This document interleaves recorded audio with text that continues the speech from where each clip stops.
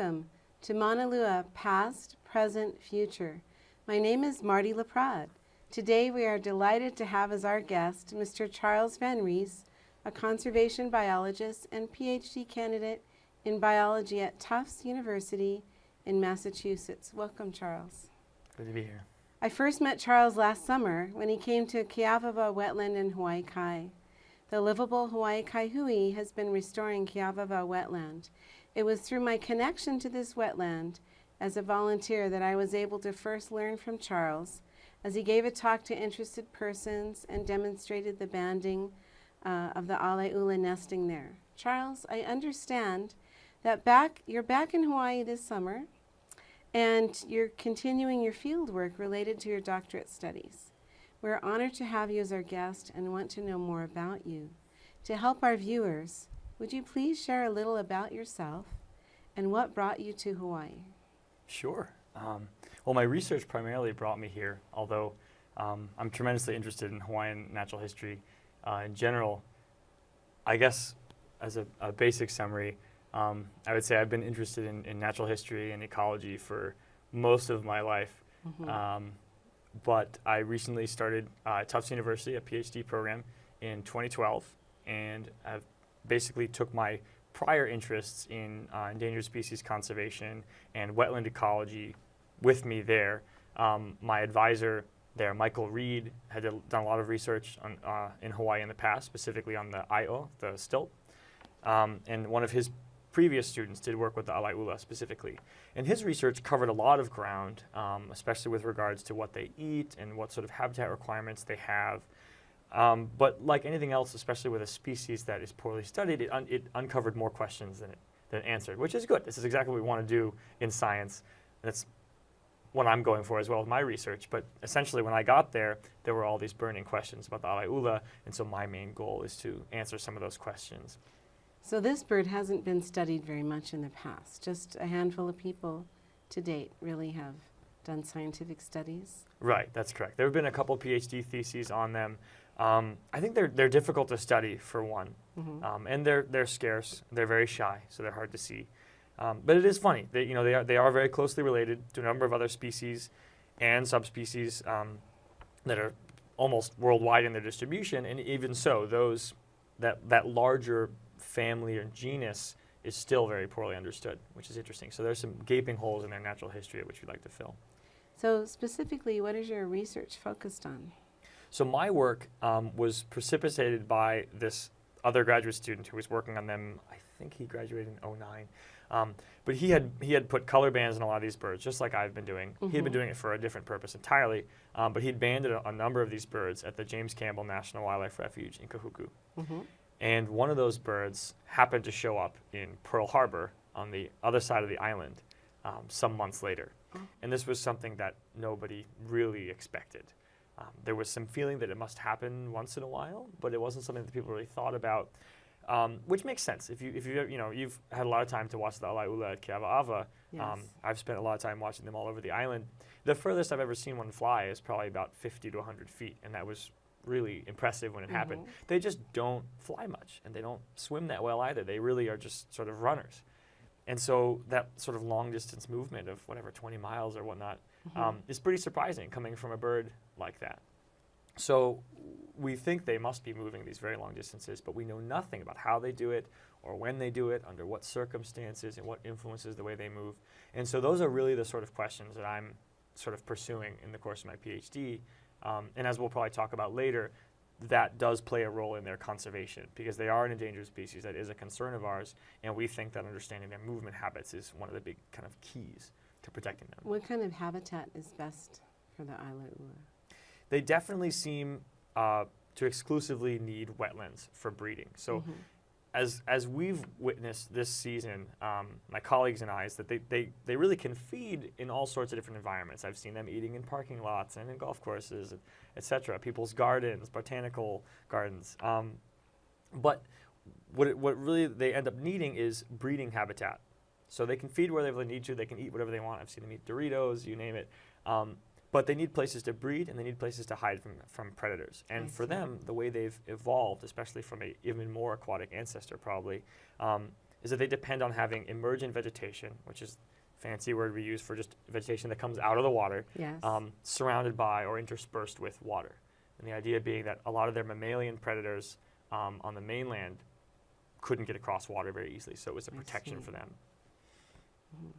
Now, there's a special bird named Lele. What's significant about this individual? Lele is, well, gee, I mean, probably one of my favorite birds of the study so far. So Lele was a bird.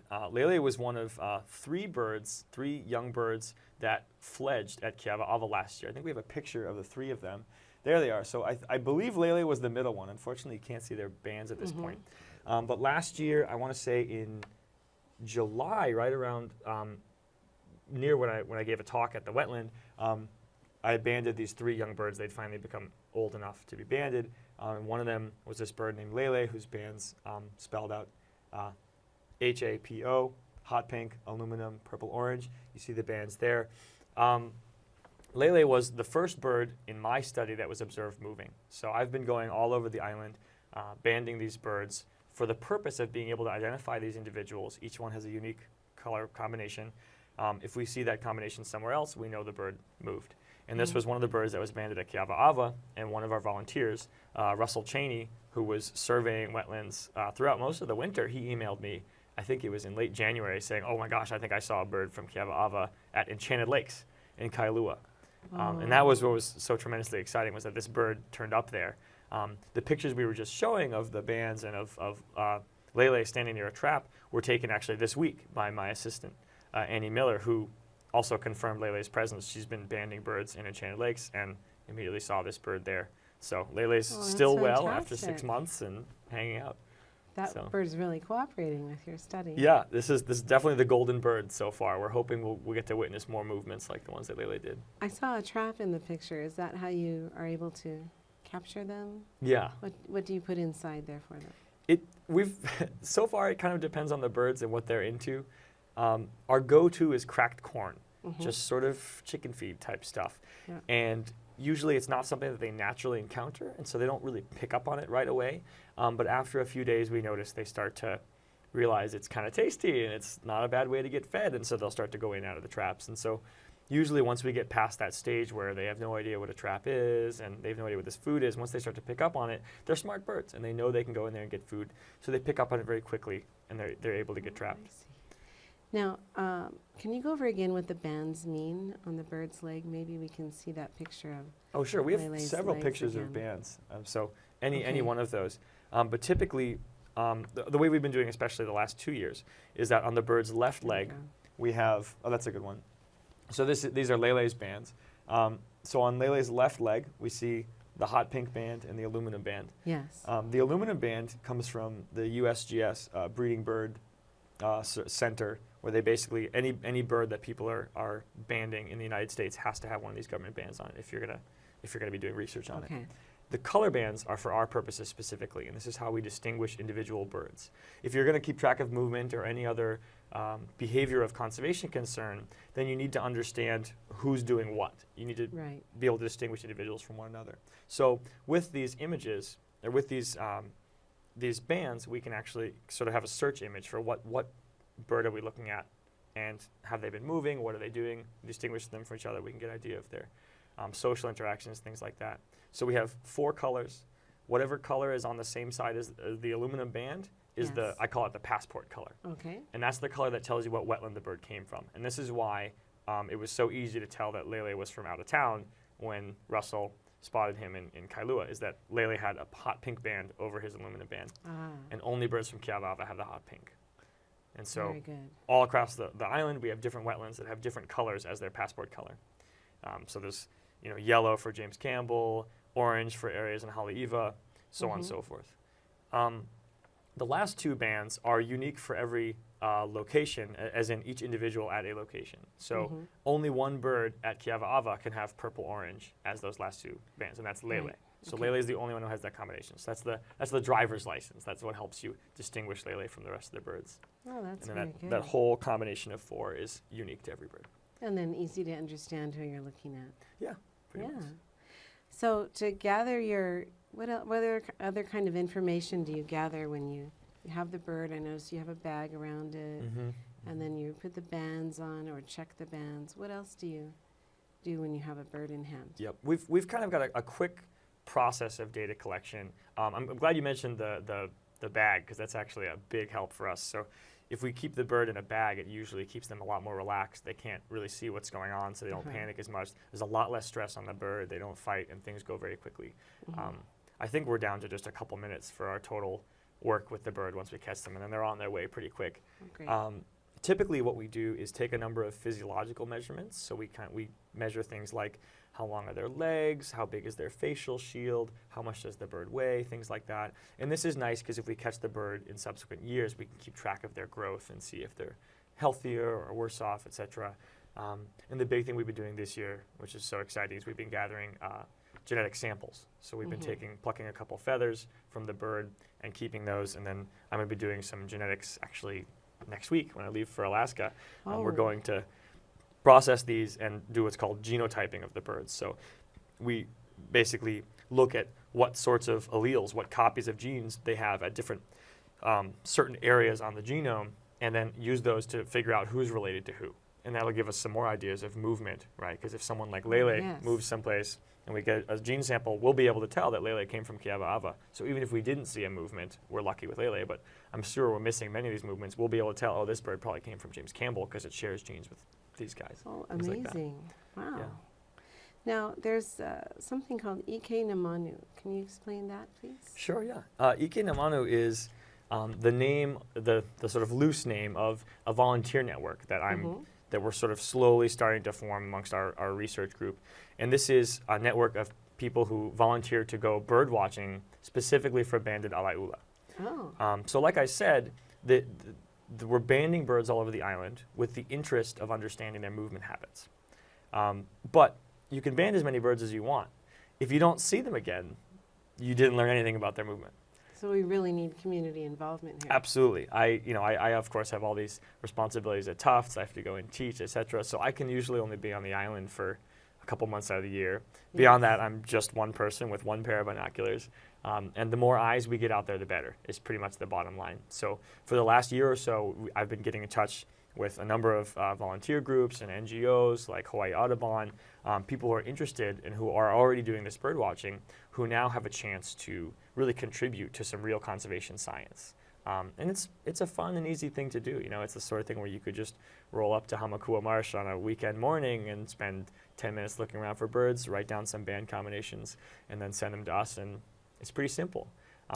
So we've been doing kind of whatever we can to make that an easy process. We do have some pictures of the website, I believe. Yeah, so there's the website. Some really brilliant web people at Tufts have been helping me develop this website, wherein folks who see these birds can actually go in and report their sightings directly. They can write in the band combination that they saw, they can write in where they were, and it'll go directly to us, and then we'll put it into our database. This image here is kind of a little dummy trial I ran of our sighting map application, which is probably my favorite feature on there, where if you see a bird and you get its 4-letter band combination, you can write that into the little search window there. I have a couple birds showing up there, and it'll pop up with a little arrow on a map of Oahu and show you everywhere that bird has been sighted previously, which is pretty neat. So we could look up Lele and he'd pop up in, you know, in Enchanted Lakes and Hawaii Kai. My goodness. So, yeah.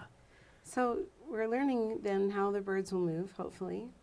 And then the Hawaiian Moorhen, or the ʻAlaeʻula, it's surviving incredibly, though it has difficulties, habitat loss, predators. What do you think are some of the characteristics of the bird that help it survive in today's conditions? That's an excellent question. That's something that I'd love to maybe do some research on in the future. My thinking to begin with, starting from just an evolutionary standpoint, is that unlike a lot of other, especially the native forest birds and a lot of the large ducks and the nene nui and all these species that went extinct even when Polynesians arrived, I think that, and this goes for the Io and the Alaeʻula as well, I think they arrived, or what's generally thought, they arrived much later in time on the Hawaiian Islands. And so they had less time to become very, very endemic and get what's called island syndrome, where flightlessness starts to evolve, and they're in this nice environment. There are no predators to harass them. There's no rats or anything, and so they get accustomed to sort of they gradually without these evolutionary pressures, they become less. They lose their predator defenses and things like that. And you can see that birds like the Io and the ʻAlaeʻula and the ʻAlaeʻula, they still have a lot of these intact behaviors that their mainland relatives have. They might be slightly reduced, and that's worth looking into, but they still keep some of that. They still know that a mongoose is a bad thing, and they still know how to avoid them, and they still protect their nests, and they still fly. And I think that's a major part of it. Specifically to the ʻAlae, I think they are very behaviorally adaptable, I've noticed. Almost more so than the other water birds that I've seen, is that they can go from being the shyest birds on the island in places where they don't see people much, like in Kahuku at the refuge there, or they can be the most aggressive, friendly things in the world. Like at Hamakua Marsh, I've had birds run up to me and try to mug me for corn chips. They're just aggressive and they're not afraid of people. So I think they're capable of adapting very quickly on a behavioral basis, and that probably helps them too.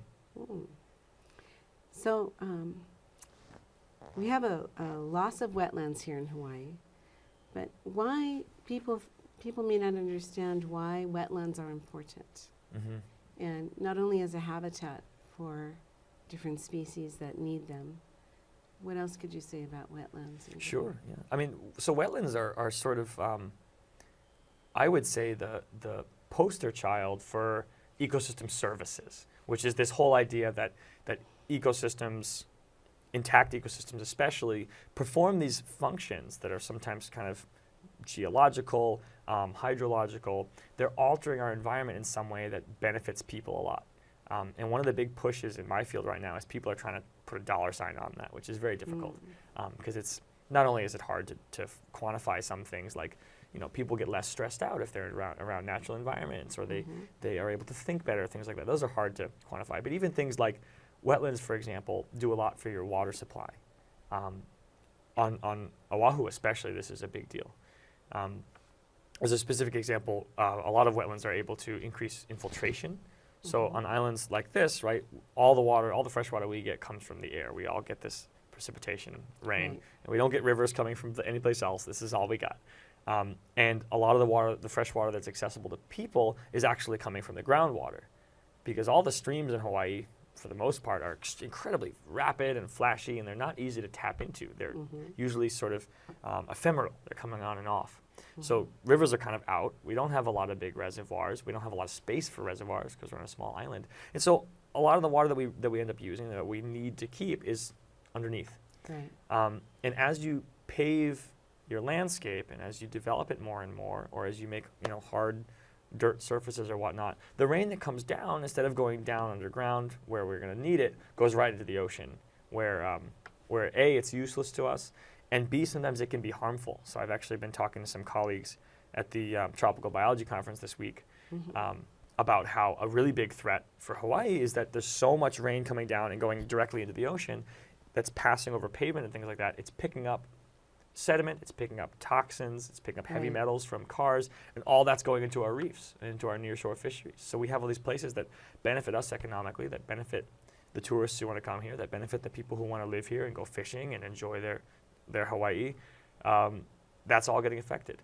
And interestingly, wetland habitats perform a lot of functions just by existing that can counteract a lot of these problems. They can increase infiltration in a lot of cases. They can definitely reduce runoff, which is the coolest thing.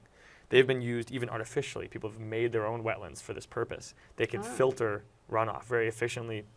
Even a man-made wetland can do that. Oh yeah, yep. Yep. In fact, this has become a really big deal in China. This is one of the people I'm interested in working with, is a professor at Fudan University in Shanghai. We've been talking quite a bit because he's interested in how Shanghai can restore some of their wetlands for those exact purposes of cleaning up their water. And it's been shown to be more efficient than treatment plants and a heck of a lot cheaper. So it's really, they're very useful ecosystems. So I think when people are developing wetlands in Hawaii and destroying them more and more, we're really shooting ourselves in the foot, because we get a lot of benefit from this besides just having these wonderful birds around. Is that it's benefiting, the tourism industry, it's benefiting fishermen, but because it's kind of spatially separated, because we don't see the wetlands right there, we don't make the connection. And we have a tradition of filling them in because they're nice flat places and Oh yeah, yeah. making shopping centers and so on. Right. If you're trying to build hotels, I mean, that's a place to go, unfortunately. So, you know, the genetic study was quite interesting. Could you tell us a little bit more about what that involves? Yeah, absolutely. So like I said, the fieldwork component is really pretty simple, which is nice. I don't do complicated things. And basically, we're catching these birds, plucking some feathers, 5 or 6, and we're able to extract the DNA from those feathers, which is what I'm going to be doing in Alaska. And the research that I'm interested in doing is called landscape movement ecology or movement ecology, or movement genetics.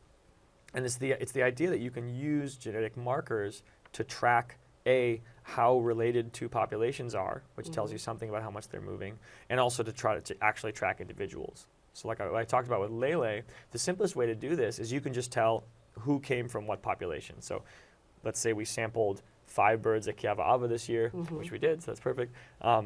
We can look at each one of those birds and say, okay, this bird has gene A, this bird has allele B, and this one has allele B as well.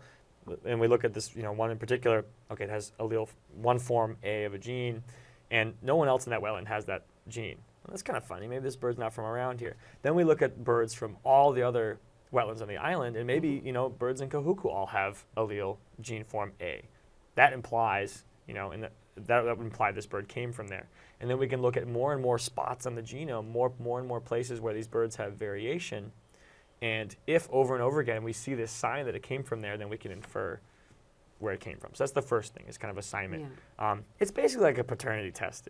We're really looking like, are you related to those birds more than here? If so, you probably came from there. That's the first step. Oh. And the next one is the population level, which is the stuff that I'm really excited by.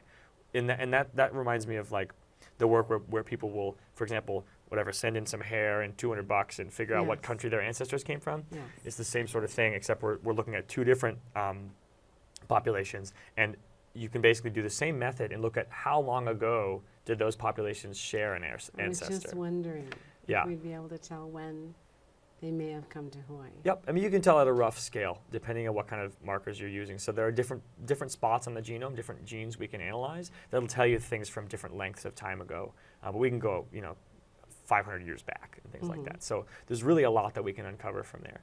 And with that information, you can derive basically a number, just a quantitative estimate that says, well, there were roughly this many birds moving back and forth at this point in time, roughly. And that's good just for comparative purposes, because we could say maybe, it looks like the birds at Turtle Bay and the birds at James Campbell, they're like 3 miles apart. They've been interacting a lot. It looks like very recently we've been having movement, but Kiava'ava to James Campbell, we see much, much less and things like that.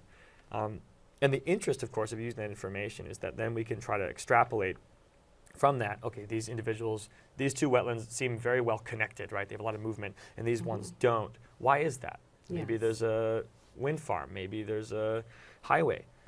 Maybe there's a mountain, and they don't like mountains. Whatever it is, we can maybe start trying to put that together and figure out what sort of things affect their movement. And then so right now, this is really cutting-edge science, then.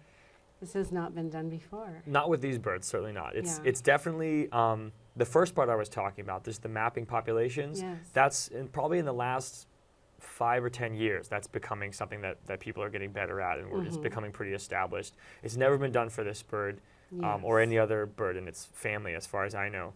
But the work where we kind of also attach that to landscape structure, where we actually look at maps and say, okay, what was here? Why are these birds not connected? Back in history. Yeah, that stuff is a little more cutting edge. That's sort of the stuff that I'm using to, impress my PhD committee and really be doing some more cutting edge stuff. And so that's the stuff that we don't know if it's going to work, and we're going out on a limb a little bit with it, but we'll have to see. Yeah. Well, you spend a lot of time in the field with these animals. Just before we end, can you tell me some of the things you notice about them that I know they're a bit endearing? You like them very much. What are some behaviors that you find interesting or? Oh, I'm glad you brought that up. I mean, the one that comes to mind first, which is why I'm just sort of like giggling to myself, is that they, I've seen this several times. I don't know if only mated pairs do it, but I've seen them do kind of like a forehead kiss. It reminds me a lot of sort of that like breath sharing, that traditional way of greeting in Hawaiian culture.